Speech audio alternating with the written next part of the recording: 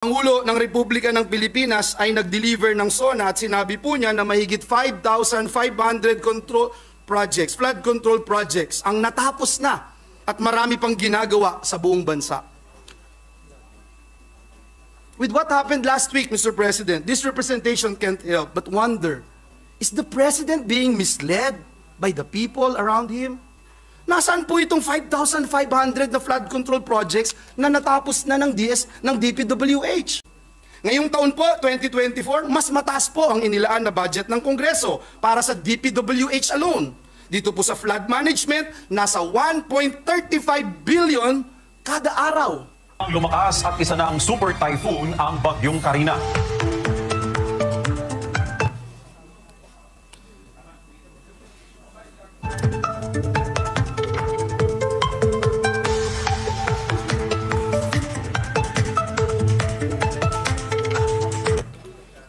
Mr. President, unfortunately, ayaw ho mag-play at nag-aaral pa rin yung mga nasa likod natin, Mr. President. May I just proceed? Alam nyo, karamihan ng marami na binaha sa video, isa lamang po yung hiling. Masaklolohan at ma-rescue po sila. Kaya nais po nating magpasalamat and i-take itong opportunity na ito sa mga bayani ng ating bayan. Ang ating mga rescuer, social worker, police, coast guard, health worker, kasama na po ang mga magigiting na miyembro ng media at mga weather forecaster ng Pag-asa na hindi matatawaran ang hirap at pagod tuwing may bagyo at pagbaha. Tayo rin po ay nagpaabot ng taus-pusong pakikiramay sa pamilya ng 36 na ating mga kababayan na nasawi dahil nalunod, na kuryente at nabaon sa mga landslides noong kasagsagan ng Bagyong Karina. Ginoong Pangulo, halos 10 taon na po ang nakararaan na ang representasyon na ito ay dumalaw noon sa Hagunoy, Bulacan. Nagdala rin po tayo ng relief goods. Hindi pa po tayo senador. Nakakita po tayo ng isang palutang-lutang na CRV Honda, Mr. President. Tinali po ito sa poste ng Meralco doon sa Hagunoy. At naisip ko po sa aking sarili, ano kaya ang pakiramdam ng may-ari nito? Pinaghirapang ipundar ang sasakyan, ari-arian, pero wawasakin lang ng baha. Umaasa pa kaya sila na matutulungan sila? Isa po ito, Ginoong Pangulo, sa nagbigay sa akin ng dahilan para tumakbo sa Senado noong 2016. Ang paniwala ko po kasi, Ginoong Pangulo, kung mapapabilang po tayo sa institusyong ito, may magagawa po tayo para masolusyonan o maibsan man lang ang malagim na sitwasyon ng ating mga kababayan sa Bulacan, lalo na tuwing may bagyo, lalo na tuwing may baha. Sabi ko rin po sa sarili ko, I wanted to be part of the solution. Kaya unang taon po natin dito sa Senado, noong Agosto hanggang Setyembre 2016, nakiisa po kagad tayo sa mga pagdinig dito sa Senado, hinggil po sa estado ng pagbaha sa ating bansa.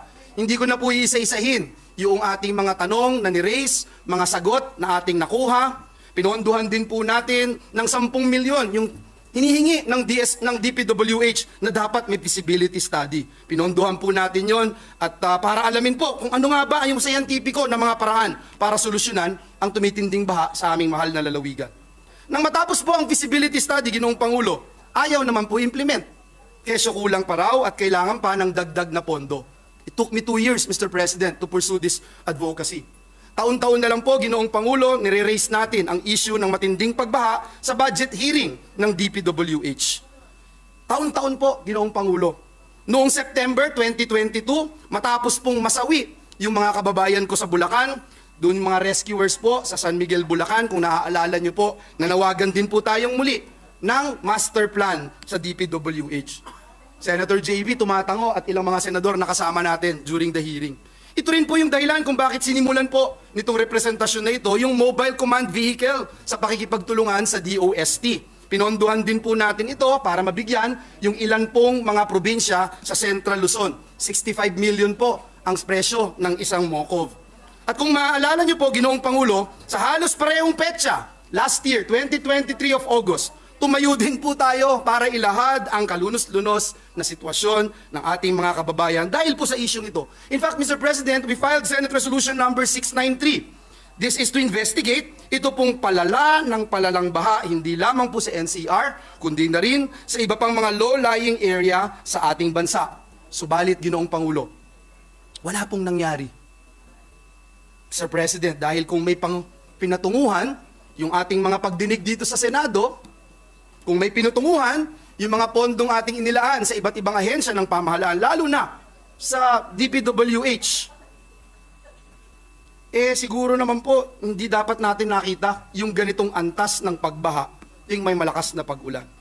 Mr. President, as part of our oversight functions, again, taon-taon na lang, para kinakalampag po natin ang iba't ibang ahensya ng gobyerno para aksyonan ang problema sa matinding pagbaha. Para na po tayong sirang plaka, Ginoong Pangulo. And I want you to watch this video, Mr. President. Kayo yung nagsabi, yung dilubyo na ito, paulit-ulit na lang.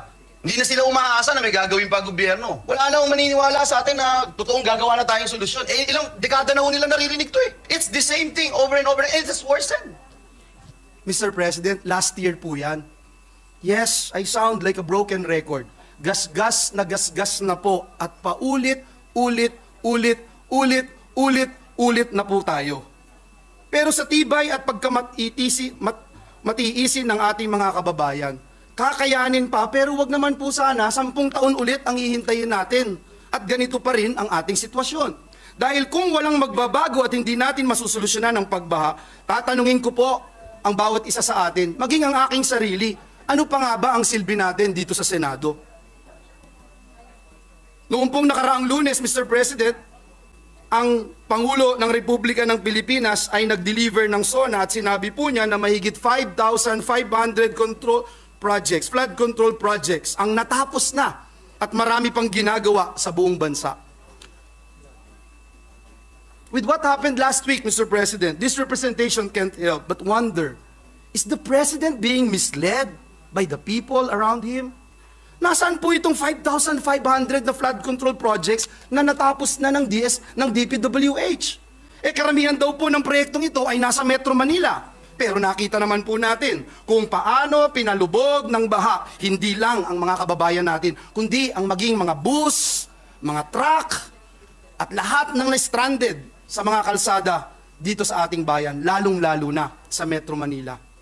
Last year, Mr. President, ipinagmalaki pa sa atin ni Secretary Bonoan ng DPWH na magiging game changer ang flood control project ng DPWH sa Central Luzon. Testigo po yan, si Chairman Revilla, si Senator Coco Pimentel, ang ating Senate President ngayon, Chis Escudero. Ito po yung sabi ni Secretary Bonoan last year.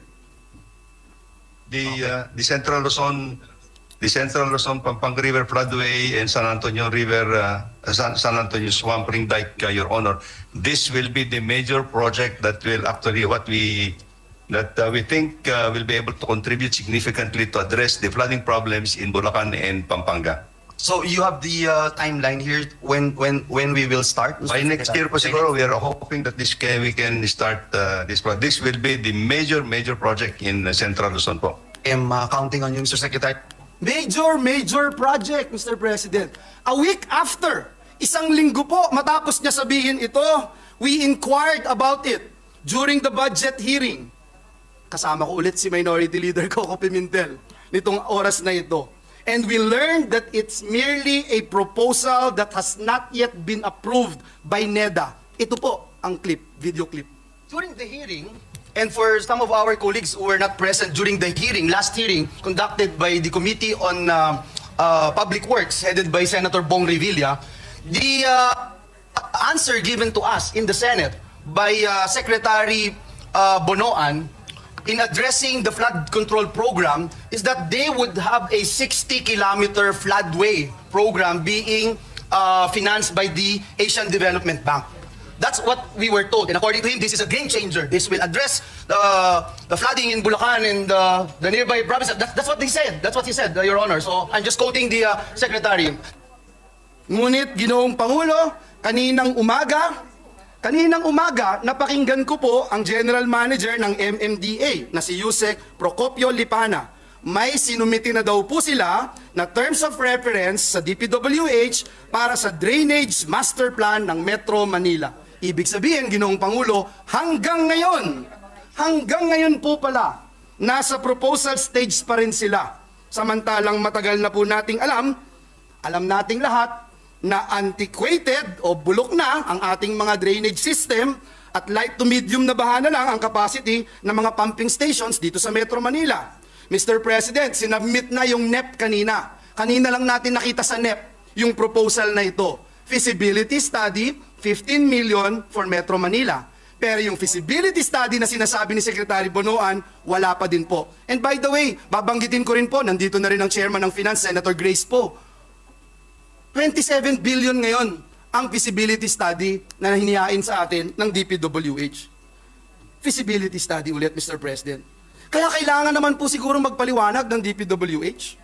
Mr. President, kaninang umaga rin sa ating chat room ng mga senador, ang no less than our Senate President reported to us that DPWH is saying na kaya bumaha dito sa atin, lumakas ang baha, ang sabi po nila kasi hindi na-switch on yung pong makina. Dahil wala pong fuel. And it's black with trash. Yun din po yung nireport sa atin kanina at nakita ko several of my colleagues giving all mainit na ulo na emoji, galit na emoji, etc. Mr. President, wag naman po sana sa susunod na pagdinig natin, sorry na lang uli at sasabihin malakas kasi ang ulan. Mr. President, we wanted to find out the real status of our flood management master plan. Has it been reviewed? Has it been updated to respond to our changing times and needs? Last year, Mr. President, we allocated roughly 280 billion for flood management and mitigation projects under DPWH. This means, Mr. President, in 2023, 1.079 billion a day on flood control projects.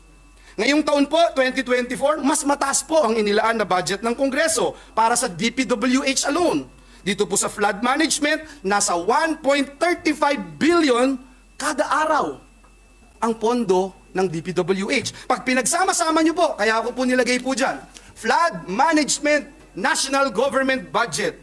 Isumatotal natin, meron din po ang DENR, meron din po ang MMDA, meron din po ang PAG-ASA, meron din po ang Climate Change Commission. Aabutin po ito ng 1.44 billion kada araw. Yan po ang ginagastos ng ating gobyerno para tugunan ang problema ng pagbaha. 1.44 billion. Mr. President, hindi pa po kasama dito ang pondo na ginagastos ng lokal na pamahalaan. Hindi pa po kasama dito ang mga feasibility studies. Ngayong taon, 47 billion feasibility study alone. Mr. President, ang 1.44 billion po ay katumbas ng 144,000 TESDA scholars a day. Ang tulong trabaho fund ng TESDA, 1 billion lang buong taon. Sa 1.44 billion, Mr. President, a day budget, meron ka na po kaagad 700 classrooms. Makapagbibigay ka na kaagad, Mr. President, ng 1.78 million relief packs every day. Sa 1.78 million families. Araw-araw, Mr. President. Noon pong Huwebes, umikot po tayo sa Bulacan kasama ang ating mga kaibigan, katuwang ang DSWD. Salamat kay Secretary Rex Gatchalian sa kanyang mabilis na pagtugon, na mahagi po tayo ng tulong. Inalam natin kung ano po yung ginagawa at yung lawak ng epekto o epekto ng pagbaha sa Bulacan. Nais ko rin pong kunin yung pagkakataon sa ating mga kasamang senador na nagpadala ng suporta. Hindi ko na po kayo iisa-isahin, kilala nyo na po yung inyong sarili. Marami po sa inyo nakapunta rin sa Bulacan. Out of 572 barangays in our province, mabibilang na lang po, Ginoong Pangulo, kung ilan yung mga barangay na hindi binaa. Kayo po mismo, presiding officer, alam na alam niyo yung Paumbong, Kalumpit at Hagunoy. Ni isang barangay po doon, wala hong nakaligtas. Lahat po nakalubog. Around this time last year, ganun din po yung nangyari, Mr. President. Nandun din po kayo, Ginoong Pangulo. Last year, tandang-tanda ako po, Mr. Presiding Officer. Ang lahat po ng tanungin nyo ngayon sa Bulacan, kung mas malala ngayong taon kaysa last year, ang lahat po ng sagot ay oo, mas malala. Mr. President, huwag na nga ho tayong lumayo. Dito na lang sa Senado, sa Senate premises. And surrounding roads were not spared by severe flooding last week. Mr. President, at its peak, the floods in front of the Senate gate were almost waist deep. Binaharin po ng gusto ang Quezon City, Valenzuela, Malabon, Caloocan, Pasig, Marikina at Rizal. Pati mga lugar sa Makati, na mahal ni Senator Nancy, binaha na hindi binabaha noon, binabaha na rin po ngayon. At ano nga po ba ang nagbago sa sitwasyon ngayon, Mr. President? Ang nagbago, lumolobong pondo na binibigay natin para sa flood control program. At pag tumingin po kayo dito, sabi ni Senator Cynthia, wala na kayong makikita, hindi nyo na makita yung Manila Bay, Manila Sands na. Kung tayo po ay magbabalik tanaw dito sa mga reclamation na ito, matagal na pong nababalot ng kontrobersya ang mga ganitong proyekto. Noong 2002, naging malaking issue ang kasunduan sa pagitan ng PEA o Public Estates Authority at Amari Coastal Bay Development Corporation para mag-develop ng higit 150 hectares reclaimed land sa Manila Bay. At sa mga ginawa na pong reclamation projects, may kahit isa po ba, Mr. President, kahit isa na pag-aaral na narinig tayo dito sa Senado na magpapatunay na hindi magdudulot ang mga ito ng pagbaha? Tinanong din po natin yan noong mga nakaraang pagdinig, Mr. President. May we show the clip? Yes or no lang, Secretary.